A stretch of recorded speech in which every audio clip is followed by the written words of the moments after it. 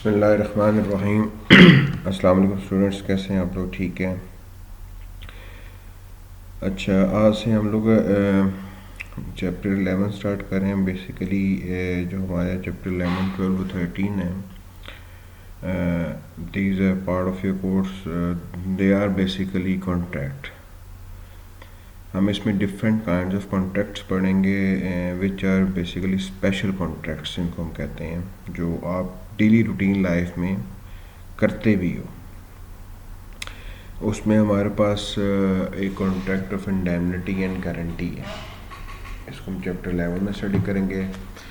Chapter 12 में हमारे पास bailment और प्लेज है, और चैप्टर 13 में कॉन्ट्रैक्ट ऑफ एजेंसी है। तो बेसिकली 3 मेजर पोर्शंस हैं जो हमारे कॉन्ट्रैक्ट के रहते हैं, जो हम कवर करेंगे। अब देखो, सबसे पहले बात करें indemnity. Indemnity means to compensate the party who suffers a loss. देखो, इस कॉन्ट्रैक्ट में भी दो ही पार्टीज़ हैं, ठीक है। मकसद क्या होता है कि हमारी वजह से किसी का नुकसान हुआ है, कुछ लॉस सफ़र किया है, तो उसको कंपनसेट करना। अब देखो, यहाँ पे कंपनसेशन का वर्ड है। देखो, उसकी फुल अमाउंट नहीं, आपने क्या करना है, कंपनसेट करना है अपनी मर्जी से जो आप देना चाहो। देखो, it is a contract in which one person promise to compensate the other for the loss suffered by him due to conduct of the promiser or any other person। यानी फॉर एग्जांपल, मेरी वजह से किसी का नुकसान हुआ है या मेरे किसी और जानने वाले की वजह से किसी अदर पर्सन की वजह से नुकसान हुआ, लेकिन मैं चाह रहा हूँ उसको कंपनसेट करना, तो उसको हम कॉन्ट्रैक्ट ऑफ इंडेमनिटी कहते हैं। देखो, the person who promises to compensate is called indemnifier और प्रोमिसर। दो पार्टी, जो बंदा कंपनसेट करना चाह रहा है उसको इंडेमनीफायर कहते हैं या प्रोमिसर कहते हैं, और जिसको कंपनसेट किया जा रहा है वो क्या है, इंडेमनिटी होल्डर और इंडेमनीफाइड, या उसे प्रोमिसी कह सकते हैं।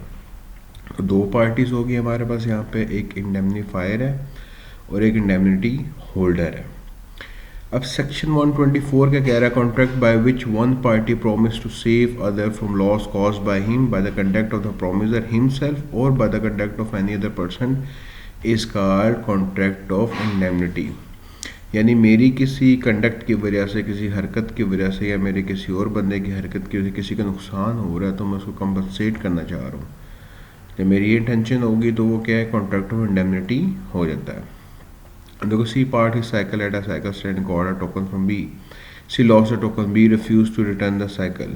To get the cycle, C promised to compensate B if any other person claimed the cycle. देखो, सिंपल सी एग्जांपल मैं सुनाता हूँ। आप लोग पार्किंग स्टैंड में बाइक खड़ी करते हो, आपने बाइक खड़ी की, आपको टोकन मिला है, आपसे टोकन हो गया गुम। अब जब वो टोकन आपसे गुम हो गया तो वो साइकिल स्टैंड वाला आपको बाइक नहीं दे रहा, लेकिन आप उसे कहते हो कि अगर किसी बंदे ने आके क्लेम किया।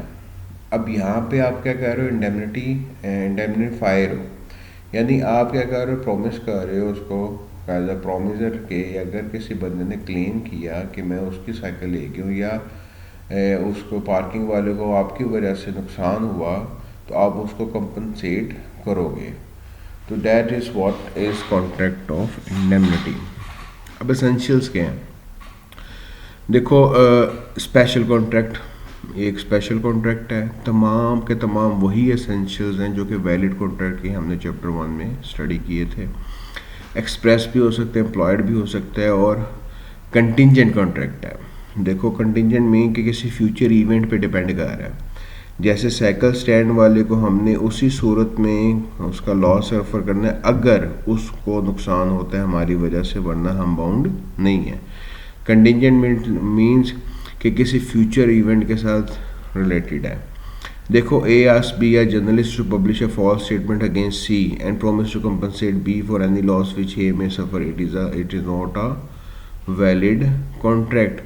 कि देखो, आप किसी को गलत काम करने के लिए नहीं कह सकते। फॉल्स स्टेटमेंट की बात आ रही है, झूठ की बात आ रही है।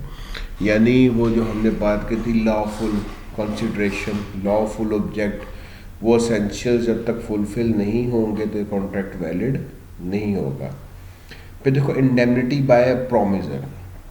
देखो, the purpose of the contract of indemnity is to protect the indemnity holder from loss which may occur in future. A contract of indemnity will be performed when the indemnity holder suffer a loss. कि ये हमेशा promisor की तरफ से आती है और ये तब भी परफॉर्म होता है जब प्रोमिसी को या इंडेमनिटी होल्डर को लॉस होता है, वरना इसकी परफॉर्मेंस नहीं होती। और इसकी फ्यूचर कॉन्टिजेंट बात की है तो ये फ्यूचर में ही अकर होता है। देखो, A insured his house with B insurance company against loss due to fire. If loss occurs due to fire B will indemnify B. Insurance company हमेशा तब भी लॉस आपको देती है जब आपका वो पर्टिकुलर, फॉर एग्जाम्पल आपने हेल्थ इंश्योरेंस करवाई है तो इंश्योरेंस कंपनी आपको कभी भी पैसे नहीं देगी जब तक आप बीमार नहीं हुए, हॉस्पिटल एडमिट नहीं हुए, तब तक वो आपको कंपनसेट नहीं करेगी। फिर देखो, reason for loss. The contract of indemnity may specify that indemnity holder shall be protected from loss caused by the action of indemnifier और एनी अदर पर्सन और any act which is not in the control of the parties. देखो, insurance companies की बात हम करते हैं कि वो basically mostly contract of indemnity ही होते हैं उसके अंदर, कि वो कहते हैं कि अल्लाह माफ़ करे आपकी गाड़ी का एक्सीडेंट हो गया, गाड़ी को आग लगी, गाड़ी चोरी होगी, तो उस सूरत में हम आपको लॉस देंगे।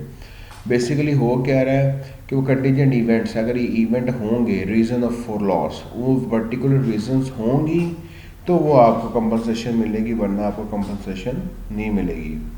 देखो, A contract to compensate B against the consequences of the suit filed by C, it is a contract of indemnity. कि अगर आपको एक बंदा कहता है कि अगर किसी बंदे ने आप पे केस किया मेरी वजह से, फॉर एग्जांपल आप किसी से बिल्डिंग परचेज कर लेते हो, तो कहते हैं कि इस बिल्डिंग पे अगर केस हुआ, कोई भी किसी ने आके किया कि फॉर एग्जांपल कि दावा किया कि मेरी जगह है वो बेच नहीं सकता, ये उस तरह की कोई भी स्टेटमेंट आती है तो उस सूरत में भी कंपनसेशन होगी, वो पे करनी पड़ती है। अब देखो, राइट्स ऑफ इंडेमनिटी होल्डर, यानी जिसको आप कंपनसेट कर रहे हो उसके राइट्स क्या हैं। रिकवरी ऑफ डैमेजेस, यानी जितने भी डैमेजेस हुए हैं जो कि वो पर्टिकुलर एक्ट की वजह से या कंडक्ट की वजह से हुए हैं, वो उसका राइट है, वो रिकवर कर सकता है। फिर रिकवरी ऑफ एक्सपेंसेस, फिर अक्सर देखो फॉर एग्जांपल केस अदालत में चला गया डैमेजेस रिकवर करने के लिए, तो डैमेजेस तो रिकवर होंगे, साथ जो अदालत के उसके पैसे लगे हैं, वकील को पैसे दिए हैं, वॉट एवर जो भी हैं, वो भी एक्सपेंसेस भी होंगे। फिर recover of amount, the indemnity holder can recover from indemnifier all amount which he has paid as a result of compromise of the suit, यानी इन दोनों को प्लस करके टोटल अमाउंट है या इसके अलावा भी कोई बन रही है तो वो भी सारी पे करेंगे। अब इंडेमनीफायर जो है, जो कंपनसेशन दे रहा है, उसके राइट वही होंगे जो कि गारंटर के होते हैं, जो हम आगे जाके स्टडी करेंगे। Clear? That is all about contract of indemnity है। सिंपल से आपके एसेंशियल्स हैं 2-3 और उसके राइट्स हैं जो आपने देखने और डेफिनेशंस हैं। अच्छा, आगे बात आ जाती है कॉन्ट्रैक्ट ऑफ गारंटी। देखो, इंडेमनिटी में 2 पार्टीज़ हैं, एक पार्टी इंडेमनीफायर है, दूसरी इंडेमनिटी होल्डर है। गारंटी में 3 पार्टीज़ होती हैं। अब देखो होता क्या गारंटी में, फॉर एग्जांपल 3 पार्टीज़ कौन सी हैं। मैंने बैंक से लोन लेना है, ठीक है, बैंक कहते हैं हमें गारंटर ला के दें, ठीक है। अब देखो, एक मैं पार्टी होगी, एक बैंक पार्टी होगी, तीसरा कौन हो गया, गारंटर हो गया। अब देखो, the person who gives the guarantee is called surety और गारंटर। जो बंदा गारंटी दे रहा है उसको हम क्या कहते हैं, श्योरिटी कहते हैं, गारंटर कहते हैं।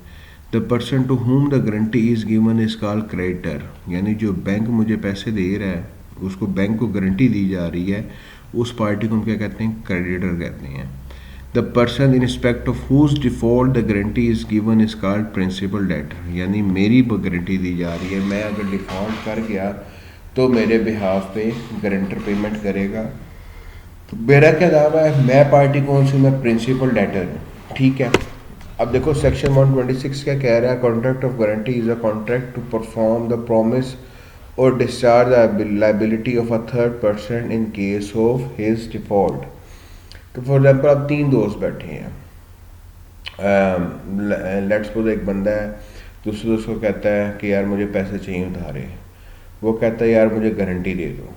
तीसरा बंदा आके कहता है कि मैं इसकी गारंटी देता हूँ, अगर इसने पैसे ना दिए तो मैं आपको पेमेंट कर दूंगा। तो क्या हुआ, ये भी एक किस्म का कंटिजेंट कॉन्ट्रैक्ट ही होता है। अगर वो पैसे नहीं देगा तब जाके श्योरिटी की गारंटर की ऑब्लिगेशन अराइज होती है, वरना नहीं होती। अब देखो, A ask E to let ₹5 lakh to C. A guarantees that if C fails to return the loan, A will pay to B. It is a contract of guarantee. Clear. अब देखो इसके एसेंशियल्स क्या हैं। सबसे पहला क्या, 3 parties हैं जो मैं आपको बता चुका हूँ। एक आपका प्रिंसिपल डेटर है जिसकी गारंटी दी जा रही है, एक क्रेडिटर है जिसको गारंटी दी जा रही है, और एक श्योरिटी या गारंटर है जो गारंटी दे रहा है। तो 3 पार्टीज इसके अंदर होती हैं और तमाम के तमाम एसेंशियल्स फुलफिल होने चाहिए जो कि हमारे एक वैलिड कॉन्ट्रैक्ट के होते हैं। All the essential valid are required for a contract of guarantee as well. देखो, X takes a loan of ₹5,000 from Y on the guarantee of Z. The agreement between X and Y is principal and the contract between Y and Z is contract of guarantee. The ability of Z will arise if X fails to repay the loan. अब देखो, हम obligation की बात करते हैं। Primary contract किसका हो रहा है, मेन कॉन्ट्रैक्ट प्रिंसिपल कॉन्ट्रैक्ट किसका है, एक्स और वाई का। एक्स ने वाई से पैसे लिए हैं।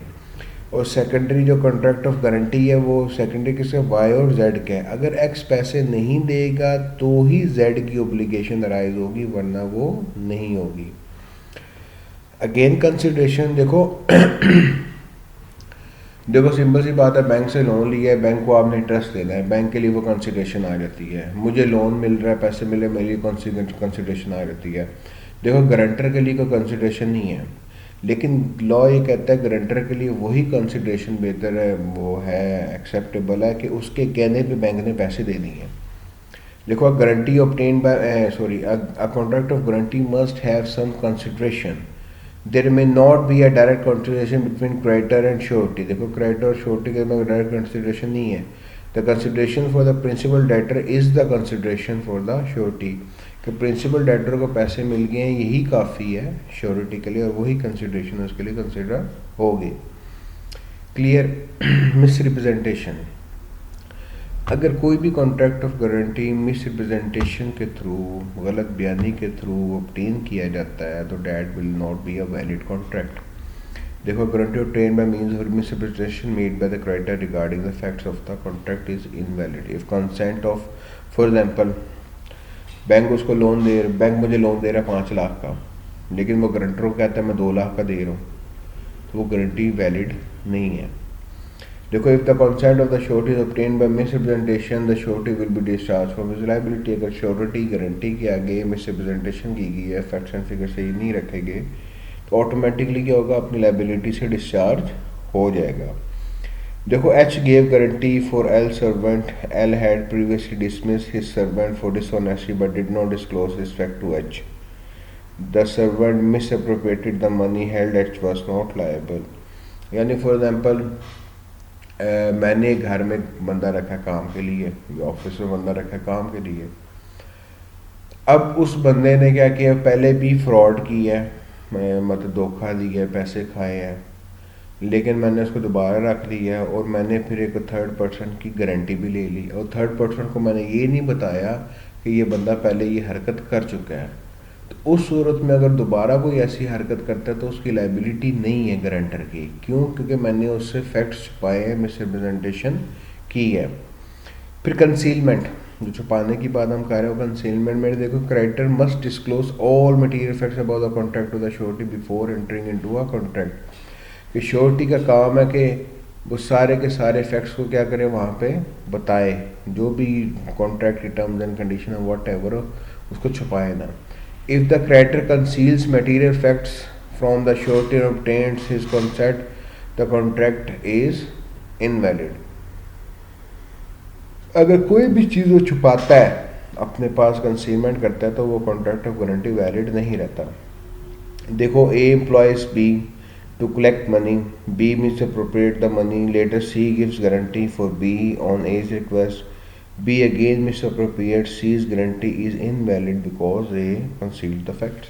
वही बात जैसे मैंने की कि मैंने उसको छुपाया था, उसने काम नहीं किया ठीक, पहले भी की है, तो वो चीज़ आपकी आ जाती है। देखो प्राइमरी लायबिलिटी किसकी है, प्रिंसिपल डेटर की है कि उसने पैसे देने हैं। अगर वो पैसे नहीं देता फिर सेकेंडरी लायबिलिटी किसकी अराइज होगी, श्योरिटी की। वेरी गुड, बहुत लाइक हो गया आप लोग, शाबाश। फिर श्योरिटी की आएगी तब वो उसकी पेमेंट उस पर उसको देनी पड़ेगी, ऑब्लिगेशन होगी। देखो ओरल भी हो सकते हैं, रिटर्न भी हो सकते हैं, ज़रूरी नहीं है कि रिटर्न हो, लेकिन अगेन वही बात मैं करता हूँ कि कोशिश करें जब भी बिज़नेस में काम करें तो हर चीज़ आपकी रिटर्न फॉर्म में होनी चाहिए।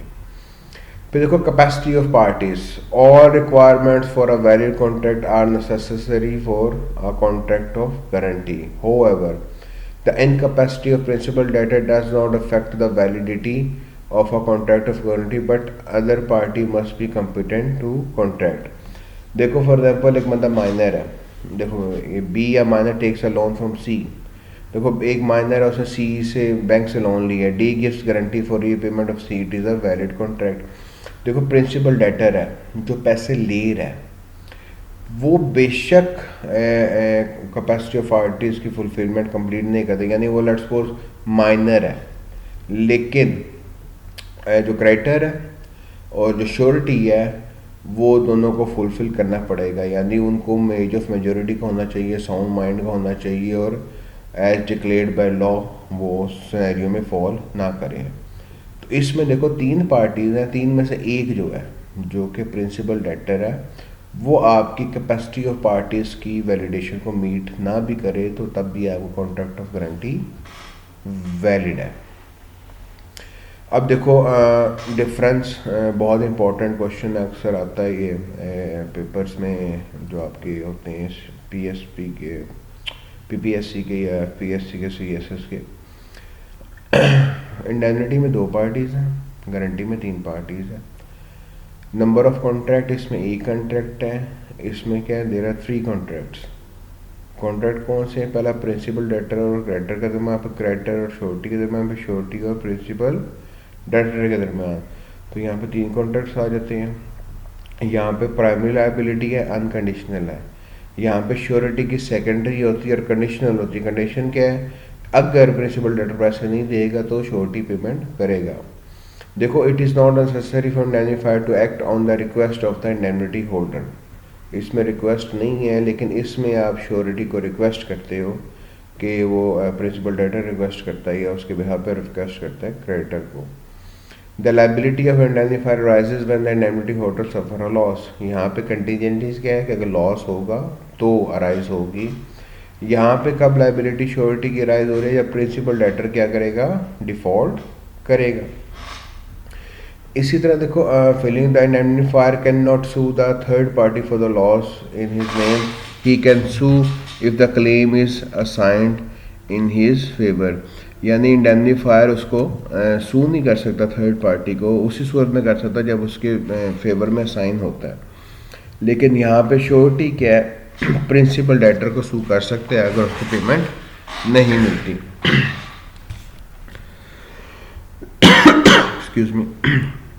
उसके बाद देखो purpose, the indemnifier promises to save indemnity holder from any loss. Purpose क्या है, सेव करना है।